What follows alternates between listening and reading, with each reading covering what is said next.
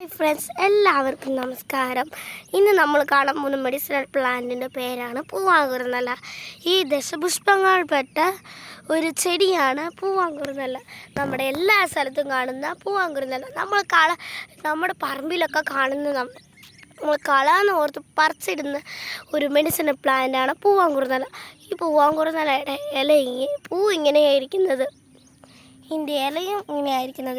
പിന്നെ ഇതിൻ്റെ യൂസ് എന്താണെന്ന് വെച്ചാൽ നമ്മൾ പനിക്ക് യൂസ് ചെയ്യും, നമുക്ക് ജലദോഷം വന്നാൽ യൂസ് ചെയ്യാം. നമ്മൾ കഷായത്തിലൂടെ തുളസി കുരുമുളകൊക്കെ ഇടുമ്പോൾ അതിൻ്റെ കൂടെ ഈ പൂവാങ്കുറുന്നല ഇലയും നമ്മൾ ഇടും.